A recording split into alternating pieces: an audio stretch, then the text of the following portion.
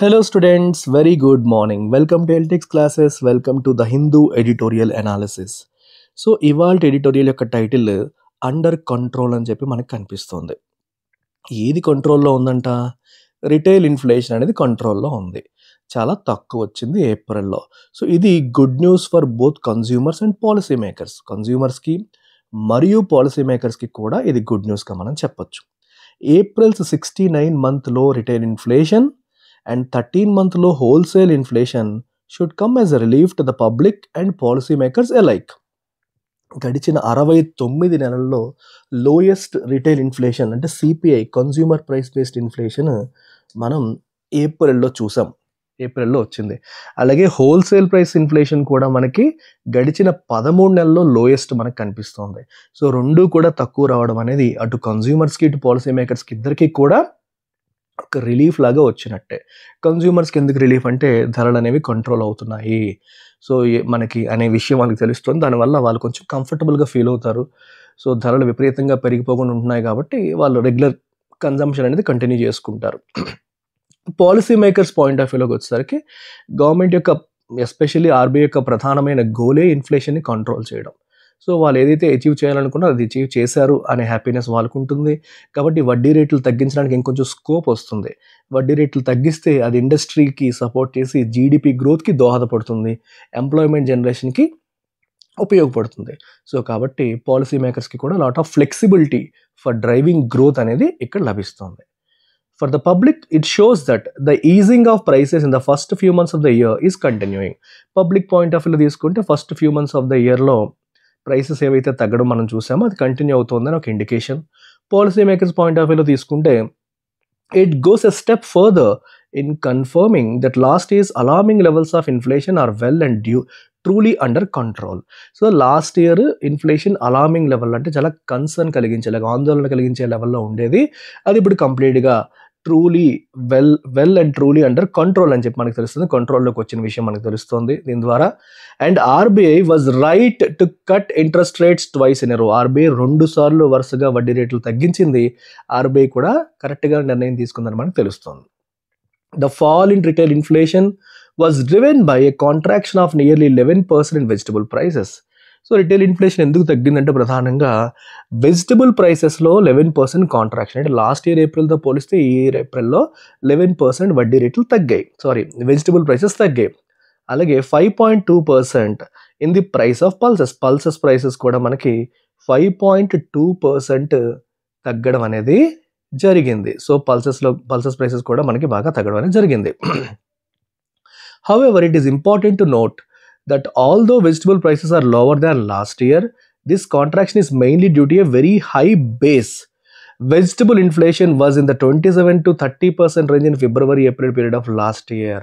ఇక్కడ గమనించాల్సింది ఏంటంటే లాస్ట్ ఇయర్ ఇదే టైంలో వెజిటబుల్ ప్రైసెస్ విపరీతంగా పెరిగిపోయాయి. సో అప్పుడు విపరీతంగా పెరిగిపోయాయి కాబట్టి వాటితో కంపేర్ చేస్తే ఇప్పుడు తక్కువలా కనిపిస్తోంది. సో బేస్ ఎఫెక్ట్ అనేది ఉంది అనే విషయాన్ని కూడా మనం గమనించాలి. Inflation at the wholesale level too was driven down by easing vegetable prices. Wholesale లెవెల్లో కూడా ఇన్ఫ్లేషన్ లెవెల్ ఎందుకు తగ్గిందంటే వెజిటబుల్ ప్రైసెస్ తగ్గడం వల్ల. ఇట్స్ కాంట్రాక్టెడ్ 18.26% ఇన్ ఏప్రిల్లో 18.26% తగ్గడం అనేది మనకు కనిపిస్తుంది. This two was an relatively high base of nearly 12% last year. ఇక్కడ కూడా లాస్ట్ ఇయర్ 12% పెరుగుదల ఉంటే అంత హై బేస్తో కంపేర్ చేసుకుంటే ఇప్పుడు బాగా తగ్గిందని చెప్పొచ్చు. The base effect aside, base ఎఫెక్ట్ని పక్కన పెడితే, బేస్ ఎఫెక్ట్ అంటే అర్థం ఏంటమ్మా? దేంతో అయితే మనం కంపేర్ చేస్తున్నామో అది బాగా ఎక్కువ ఉండడం వల్ల ఇప్పుడు మనకి కాంట్రాక్షన్ వచ్చినట్టుగా కనిపిస్తోంది అనే పాయింట్. అది పక్కన పెడితే it does look like the government's efforts to bolster buffer stocks of essential food items, conduct open market releases and ease imports during supply shortages have helped in easing inflation. So ఈ base effect అనేది పక్కన పెడితే government కూడా కొన్ని actions తీసుకుంది. ఏంటవి? To bolster అంటే strengthen buffer stocks, essential food items యొక్క బఫర్ స్టాక్స్ని స్ట్రెంగ్తెన్ చేయడానికి ట్రై చేసింది. బఫర్ స్టాక్స్ అంటే అవసరానికి మించి మనం పక్కన పెట్టుకుంటాం. సేఫ్ సైడ్ పనికొస్తుంది. సప్లై క్రంచ్ వచ్చినప్పుడు ఉపయోగపడతాయని చెప్పి మనం పక్కన పెట్టుకునే అడిషనల్ స్టాక్స్‌ని బఫర్ స్టాక్స్ అంటాము. Conduct open market releases. Open market release అంటే అర్థం ఏంటంటే, ఈ బఫర్ స్టాక్స్ ఏవైతే ఉంటాయో మార్కెట్‌లో ఒక పలానా ఐటెమ్ సప్లై తక్కువ ఉన్నప్పుడు వాటిని గవర్నమెంటే సప్లై పెంచుతుంది. ఎందుకంటే ఆల్రెడీ దాచుకున్నాం. ఫర్ ఎగ్జాంపుల్ రైస్ మనం బఫర్ స్టాక్స్ మెయింటైన్ చేసాం. మార్కెట్‌లో రైస్ ప్రైసెస్ విపరీతంగా పెరిగిపోతున్నాయి. సో, సప్లై తక్కువ ఉంది, డిమాండ్ ఎక్కువ ఉంది. అప్పుడు గవర్నమెంట్ ఏం చేస్తుంది? తన దగ్గర ఆల్రెడీ గోడౌన్స్‌లో దాచున్న బఫర్‌ని మార్కెట్‌లోకి రిలీజ్ చేస్తుంది. అప్పుడు మార్కెట్‌లో సప్లై పెరిగి రైస్ ధర కంట్రోల్ అవుతుంది. అలా అనమాట. సో, అలాంటివి కూడా గవర్నమెంట్ చేయడం వల్ల మనకి ఇన్‌ఫ్లేషన్ కంట్రోల్ అయింది అనే పాయింట్ చెప్పొచ్చు. అలాగే ఇంపోర్ట్స్ మీద రెస్ట్రిక్షన్స్ తగ్గించి విదేశాల నుంచి కూడా ఎక్కువగా మనకు కావాల్సిన ఎసెన్షియల్ ఐటెమ్స్ వచ్చేలా కూడా చేసింది. ఇలాంటి యాక్షన్స్ కూడా ఇన్‌ఫ్లేషన్ తగ్గడానికి ఉపయోగపడ్డాయి. The other less positive factor could have been the liquidity crunch that banks were facing in the first few months of the year.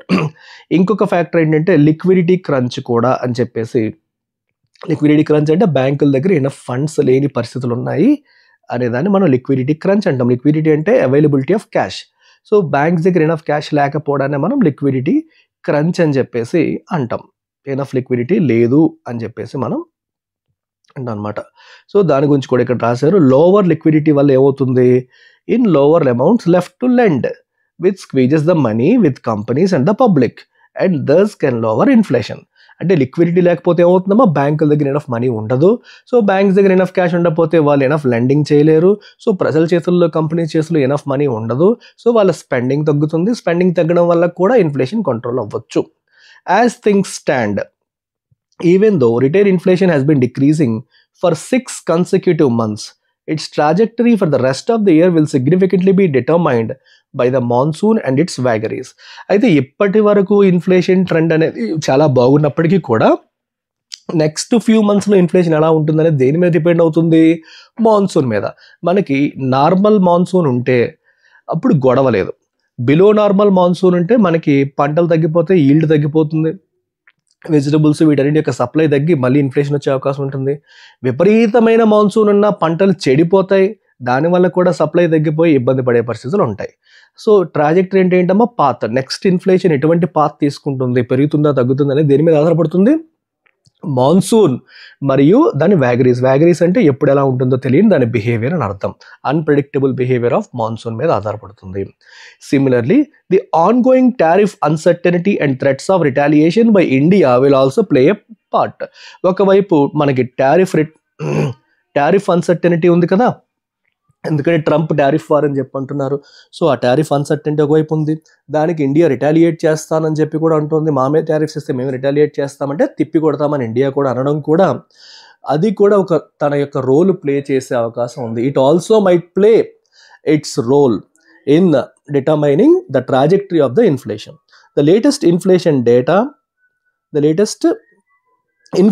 Data does have some policy implications. So latest data అనేది does have some policy implications. Implication అంటే consequences. So ఈ data అనేది policy మీద కొన్ని implications, దీనివల్ల కొన్ని consequences ఉంటాయి.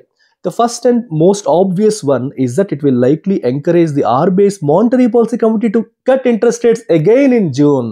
So best point ఏంటమ్మా? దీనివల్ల ఇన్ఫ్లేషన్ కంప్లీట్గా అదుపులో ఉంది కాబట్టి ఆర్బీఐ మళ్ళీ నెక్స్ట్ వాళ్ళ బై మంత్లీ మీటింగ్లో ఇంట్రెస్ట్ రేట్స్ని కట్ చేసే అవకాశం ఉంటుంది. However an important consideration for it will also be how the latest GDP growth data to be released this month will look. అయితే జీడిపి గ్రోత్ డేటా ఎలా ఉందనేది కూడా చూస్తారు. ఈ మంత్ రిలీజ్ అవబోతున్న data.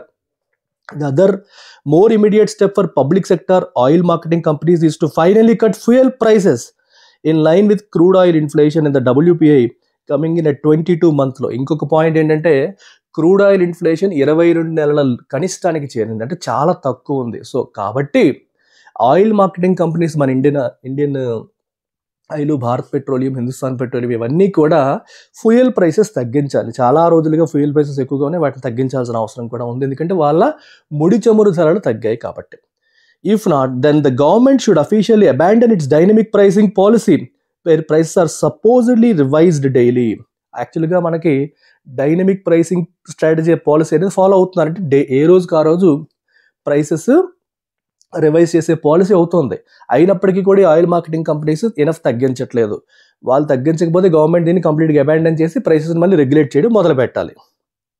That fuel prices have been virtually unchanged in 3 years. 3 సంవత్సరాలుగా fuel price అనేవి unchanged, అసలు మారలేదు. Despite oil prices falling 42% over the period.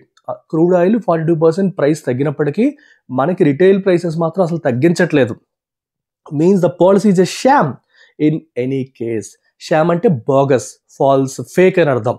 అంటే డైనమిక్ ప్రైసింగ్ పాలసీ ఉందని చెప్పుకోవడానికే తప్పితే ఇన్ రియాలిటీ అది అసలు ఇంప్లిమెంటేట్ చేయట్లేదు. ఇది ఒక ఫేక్ పాలసీ అనే విషయం మనకు క్లియర్గా తెలిసిపోతుంది. ఎందుకంటే 42% లాస్ట్ 3 yearsలో క్రూడ్ ఆయిల్ ప్రైసెస్ పడ్డాయి.